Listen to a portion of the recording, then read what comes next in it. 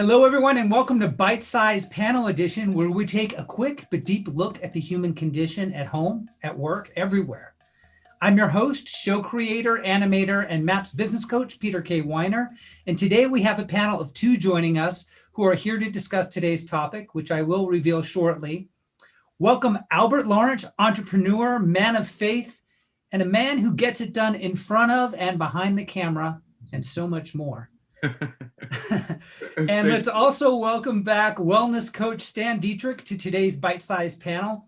So, Albert, welcome. And in a couple of sentences, just tell us what you do, who you are. I know it's hard to do in a couple of sentences because you do so much, but all good. No. Well, y'all bundle it up for you. I primarily am a content creator, so I host videos, I act in videos, podcast audio content. But then I also, as you mentioned before, I really do enjoy the production process, the planning for a shoot, and just making a piece of video, making a piece of content or a live experience happen. Cool. And that's what we're doing right now. Yes, absolutely. All right. And Stanley, just briefly let us know what you do. Well, Albert, it's great to meet you. And Peter, thank you for having me back. I am in the space of transforming lives, and I do that through mindset and life coaching. And I also do it. I'm a postural alignment specialist. So I teach people how to become pain-free in a non-medical approach. And it is amazing when people start to feel better physically, their mind gets better, their spirit gets better, they love people more, and they're just more gracious. So, and I am a man of faith as well. So Albert, I'm in great company with both of you here. Love this. See, I'm going to get schooled today. No question about that. Good casting, Peter. Good casting, yeah. Today's snippet is entitled Scoreboard, which will address the importance of keeping track of your progress in life and in business to maximize the desired results. Pretty simple math here, folks. If you plan it out, you do it. So let's take a look at this clip and see what we see. Okay, let's roll it.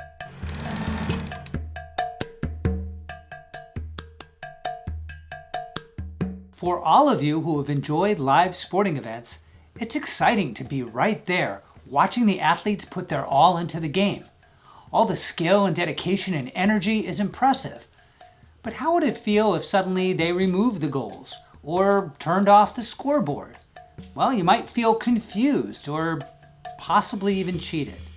The players are not just accountable for their skills and determination. They have an agreement with each other and the spectators to follow specific rules toward a specific end. They are expected to play fair, score, and win, all measurable behaviors. Remove the scoring process and suddenly the game loses shape. It becomes a showcase of directionless talent, unsure of where to kick the ball. And, by the way, the athletes would never have bothered to cultivate their talents to begin with if they hadn't been measured against other athletes or expected to score or block goals. Keeping score doesn't just apply to sports. When we set a goal, we need to know what a win looks like for us. And once we do that, we need to measure it to be sure that we're on the right track. Let's say you're a small fashion boutique owner, but due to recent circumstances, you need to convert the majority of your clientele to virtual. Your store has been temporarily closed, yet you have plenty of product and regular customers who you know are interested in your fall line. So what would a win look like for you? First, you'd want to be sure that all of your current clients have virtual access to your business ASAP. Now, in the past, you dabbled a little with a sales funnel and a website, but you never took it too seriously. It's time to shift your focus and hire the right marketing and tech staff to get your product to your pipeline of clients and attract new ones as well. In order to stay in business, it's more imperative than ever that you measure your sales against your expenses. Without a budget, profit and loss tracker, organizational chart, and business partner or coach to hold you accountable, it's going to feel an awful lot like a shot in the dark. But if you track your customer reach and relations and present your product to them in a way that is measurable and has been proven successful in the past, you've given yourself the best chance of quickly moving your brick and mortar business to virtual. Can a business that tracks and measures its success fail? Of course it can. But it's much less likely, and at least they'll see it coming if they do. But if you don't have a scoreboard, how are you going to know if you're winning or losing, sinking or swimming? Do you have a scoreboard?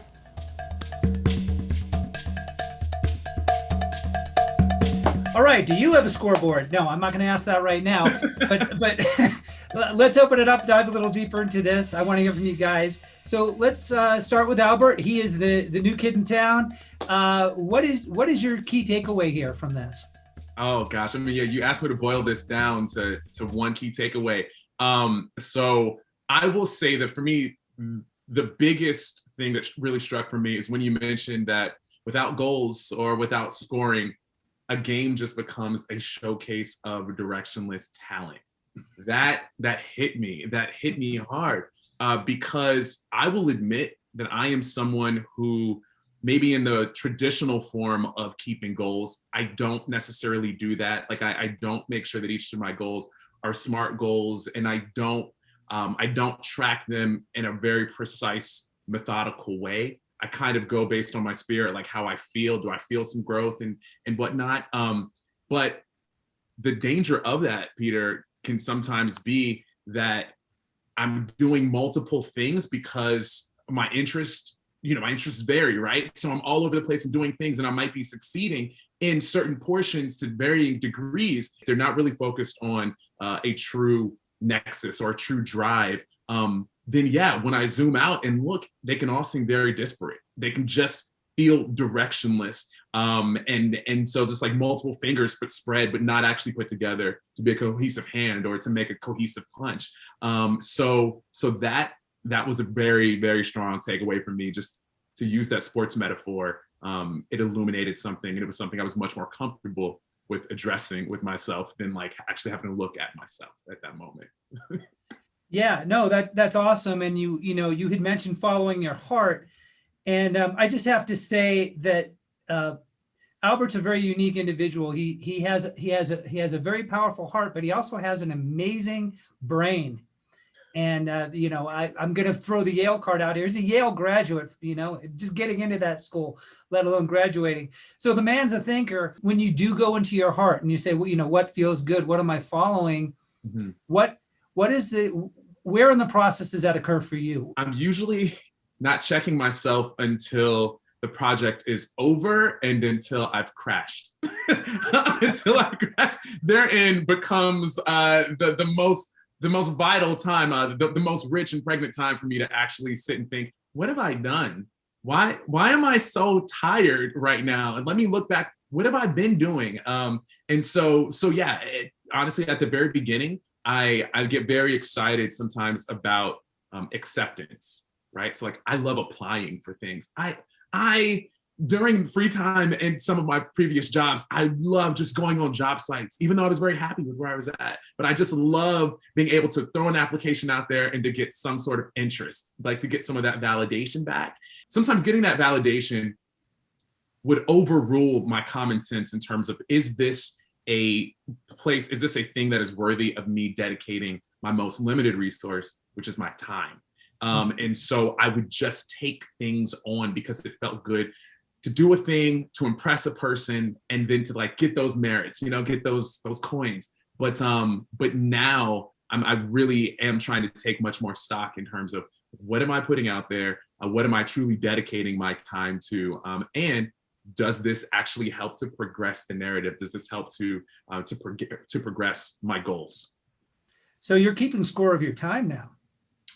I mean, I have to now. It's wild. Like during COVID, during the pandemic, and while we've been at home so much more and needing to look at ourselves in the mirror, and Stanley, you can probably attest to this too, literally looking at ourselves in the mirror, like on these Zoom calls, and just like seeing our face, we've had to confront so much of that. And so for me, there's been a lot of growth that's occurred during this time period, but not without its fair share of the introspection that's needed to occur. Yeah, makes sense. Thank you. Stanley, I haven't forgotten you. What is your key takeaway here? Well, you had to throw the Yale card out there. It was fine until you said that, and then my stomach dropped. I'm like, oh my God, I'm measuring up against a Yale guy. Oh man. Remember, big heart, big heart. Oh gosh. Yeah. And the thing of it is, with the scorecard or scoreboard in life or in public, you can't manage what you can't measure. And it's, the essence of what we learned when we signed up for that first checking account. They used to have where they put like 3 packs of ledgers in with a checkbook, right? They put 1 in now. You end up with more check than you do ledger. And here's what happens. You start writing it on Post-it notes, and then you can't measure. And this is how so many people get in trouble. Screen save, click. Like I said, Yale, non-Yale.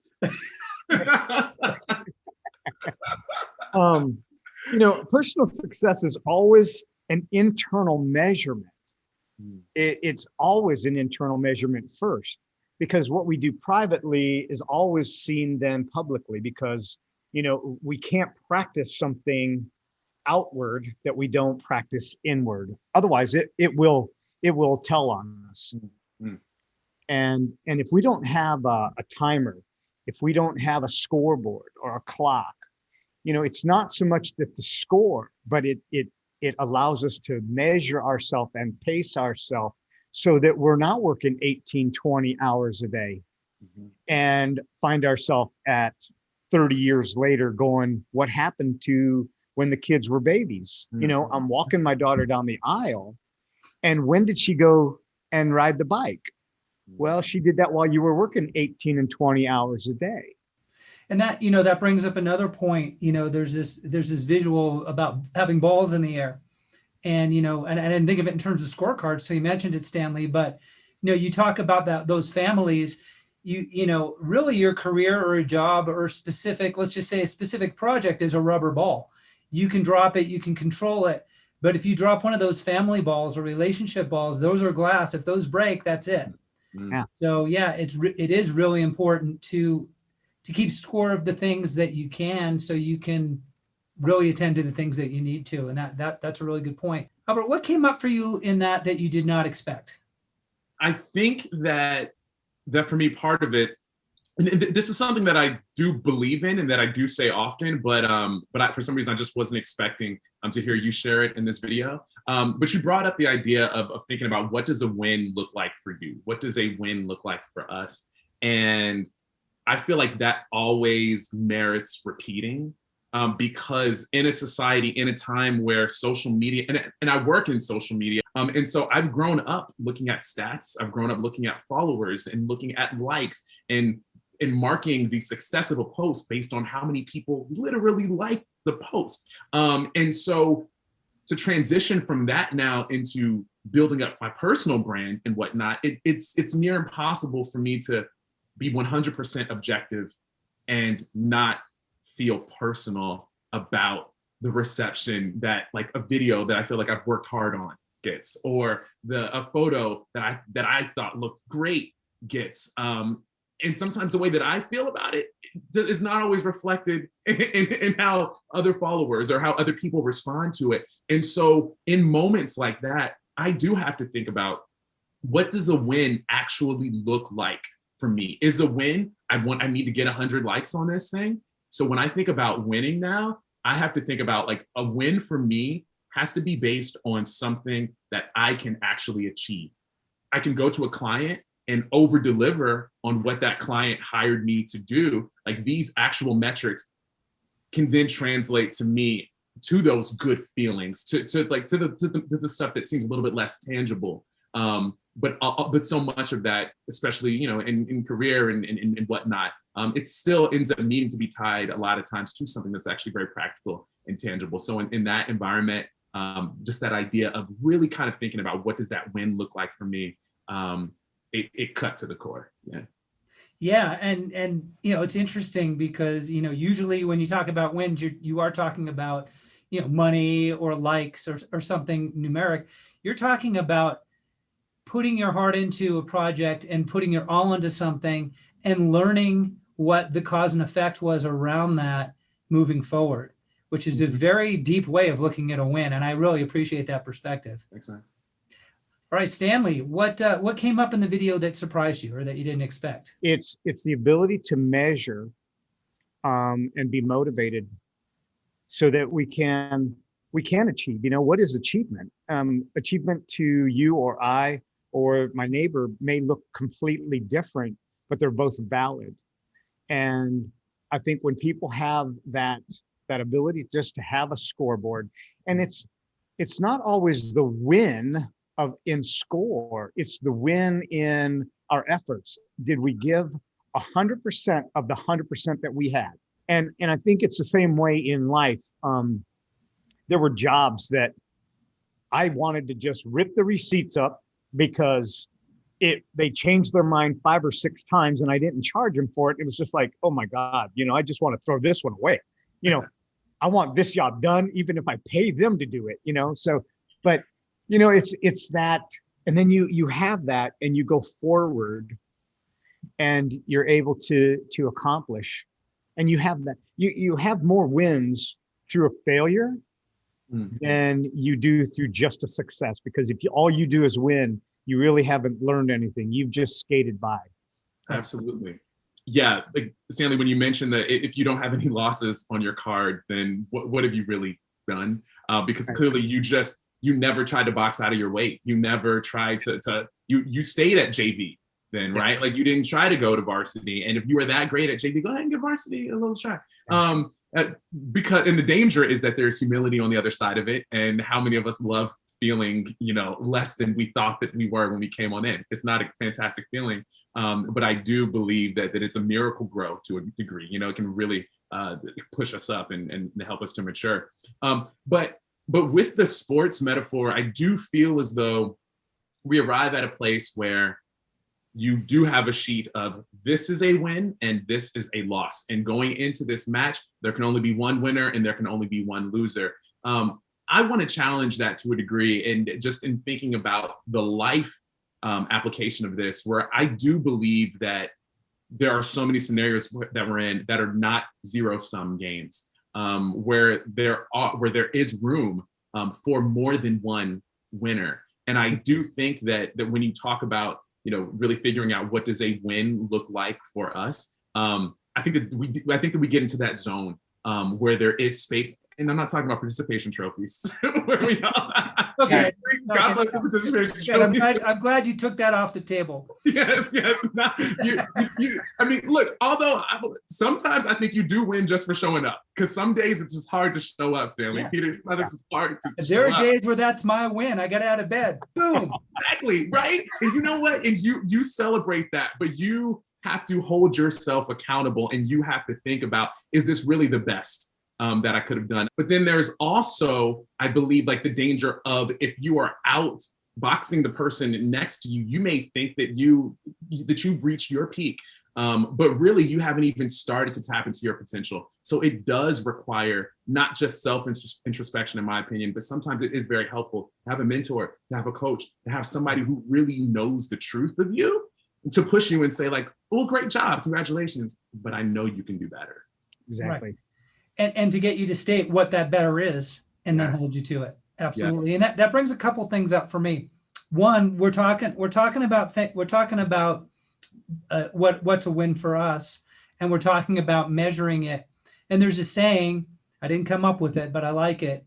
Success leaves clues.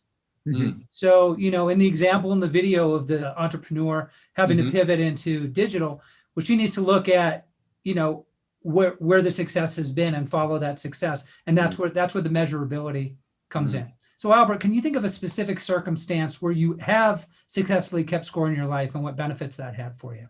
The closest version to an actual like measured sort of document that I keep regarding score in my life is actually through finances now. And I started doing this maybe a couple of years ago, because as a freelancer, I live life from gig to gig.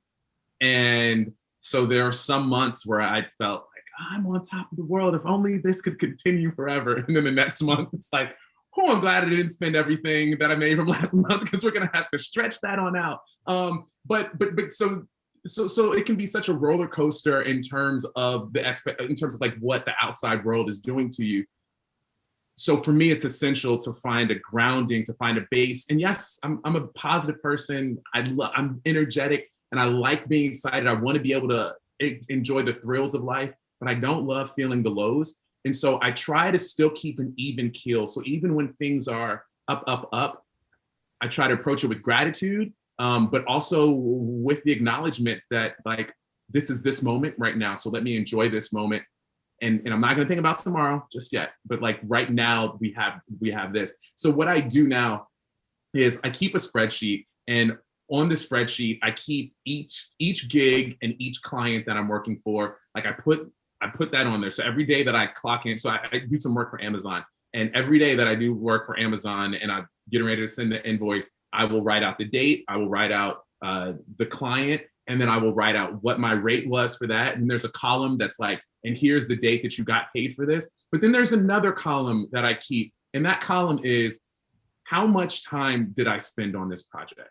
And it's not because they're not paying me based on like how many hours that I took, but I like to keep that information for myself. But so at the very end of the year, what I'd like to do now is go through and add up all of the hours that I spent on this particular kind of project, add up all the hours that I spend producing something, how many hours that I spend hosting something, and really think about what's that balance, right? And compare that with what's the money that brought on in as well to me. Sometimes the money's not important because that's not the only way to derive value from an experience or from an opportunity. But like it's the closest way that I can use that part of my brain in order to really zoom out from only being led by the passion, but also being led to a degree by some data, and then mapping out, okay, well, next year, I want to put a little bit more time into this area and into developing myself in this area, because this is the area of opportunity for me. Peter, you said success, it leaves clues. Yeah,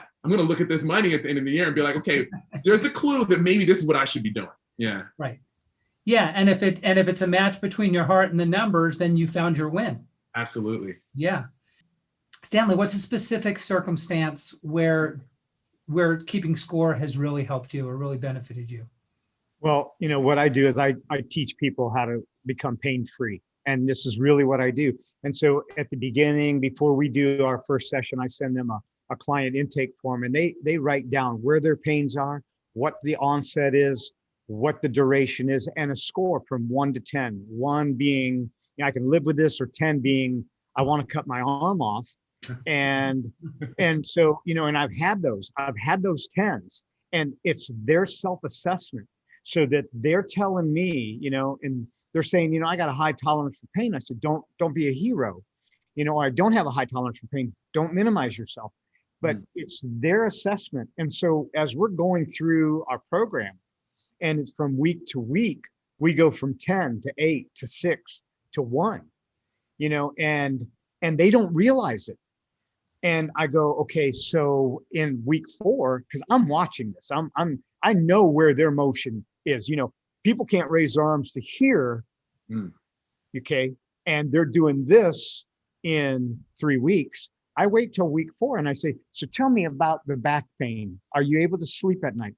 No back pain, zero back pain. And I said, well, when we started, you were at an 8.5. And I take notes, because it's easy to forget when we're in a progression, and then we start setting ourselves up for failure in our own mind because we forgot where we came from. And it's, this is the kind of scoring that I use for my clients. It's let's remember where we came from, but never have to go back there. And when we start feeling ourselves go back there, let's take those measurements and change that. So that's every client that I do that with. Yeah, and that's such a different way of keeping score, like pain and physical movement. So that's a great physical example, and we can all kind of cross apply that, those visuals to our own circumstances, which is pretty cool. When has not keeping score really come back to get you, Albert? Oh, it's so tough. I would say that there are times when I have just completely overexerted myself. And during those times I've overcommitted. And I believe that the reason for those overcommitments is because I was not truly tracking the different areas of my life and merging all of those calendars together, both metaphorically and literally merging those calendars together. And then so because I was not doing that kind of scorekeeping, something fell at the end, whether I disappointed a friend or I disappointed an employer or I disappointed myself. And so that for me is another reason why it is very helpful now to continue to think about the scores, think about those wins in life, but in multiple areas, personal relationships, business, and then just also just personal rest time. And yeah, I think without scoring, you're gonna overestimate your energy every time. Every time. I think, yeah. So I think that's an excellent. Knowing you, I know how true that is. So Stanley, what's the circumstance where it's kind of come and gotten real sloppy at the end, and you were like, "Oops"? I worked 3 days out in the field, 22 hours each day. So I got done working physical. We were pouring concrete, and I came home, took a half an hour nap, showered, slapped water in my face, and I was back on the job site. And I did a 22-hour turnaround 3 days in a row. And, that it did begin to wear on me. How many people burn the candle at both ends and they think that they're invincible and then they end up paying for it? Mm-hmm. And I found that to take place in my life.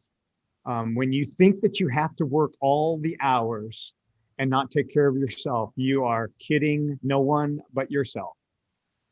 And you are not keeping score of your energy.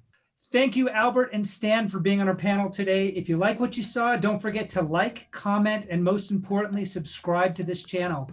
We will be back again next week to explore emotional intelligence. We'll see you all then. I'm so glad you guys got to meet each other. This is half the fun for me is introducing friends from different areas and professional acquaintances from different areas. So glad you guys got to meet. I'd love to have both of you back at some point.